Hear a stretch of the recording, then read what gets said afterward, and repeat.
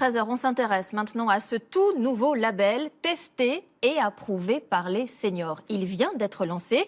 Il vise à aider nos aînés dans leur acte d'achat, à cibler les produits vraiment pensés pour eux, adaptés et utiles.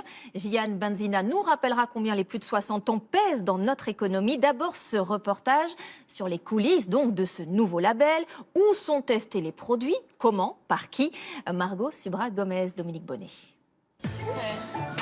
Continuer à faire les mêmes gestes, malgré les années qui passent, un rêve pour tous les seniors. Au quotidien, de nombreux produits veulent leur faciliter la vie.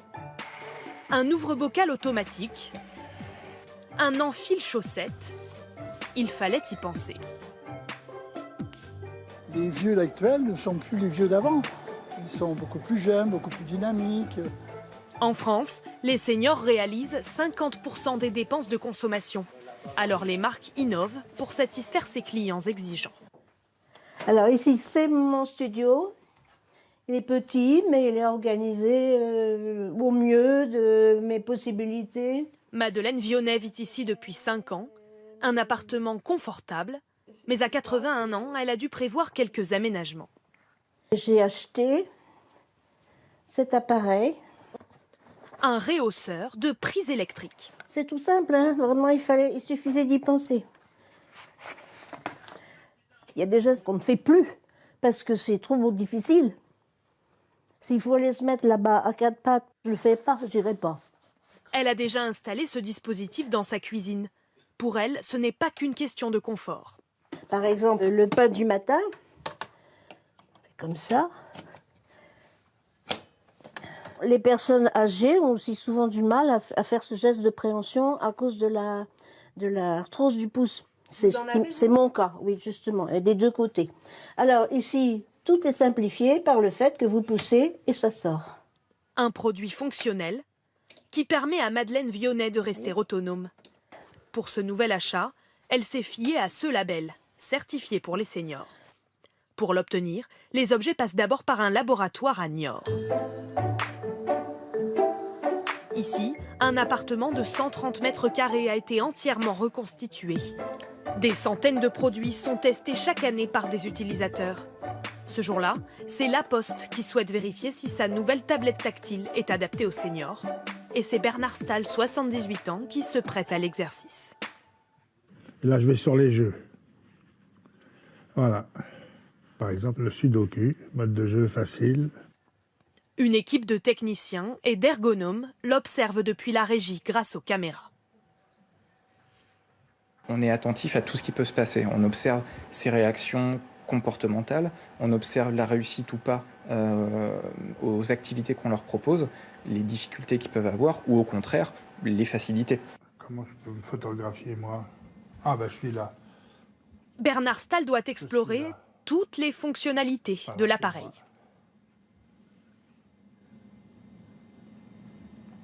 Voilà, je suis très beau. Donc là, vous avez fait un selfie, une photo tout seul. Une photo tout seul. C'est la première fois? C'est la première fois. Facile? C'est extrêmement simple. Hein.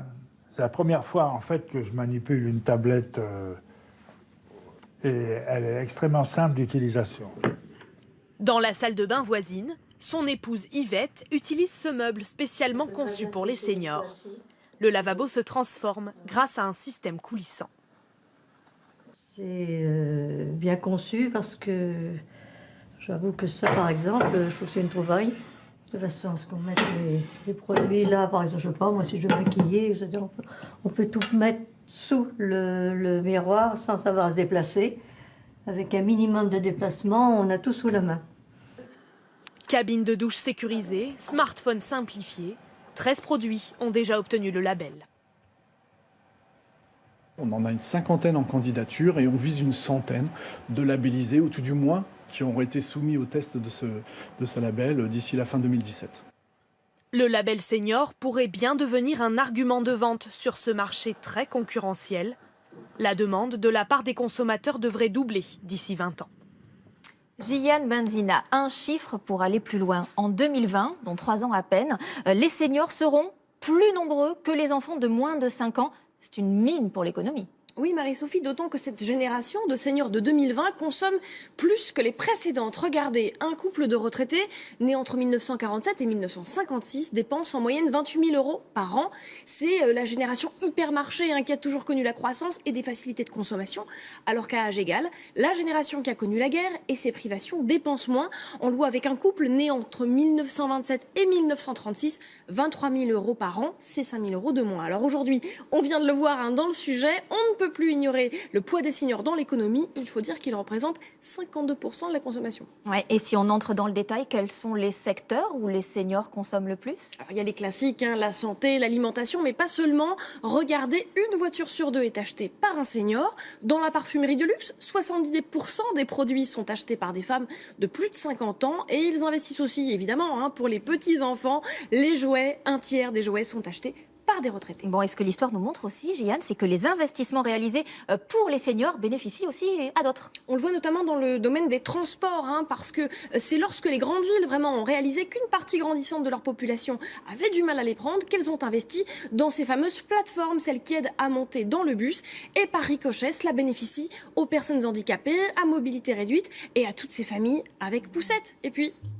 regardez Marie-Sophie, ça ne vous rappelle rien, ouais. La télécommande, eh bien, souvenons-nous qu'à l'origine, elle a été inventée parce que les personnes âgées avaient du mal à se lever de leur lit pour aller éteindre la télévision, c'est compliqué.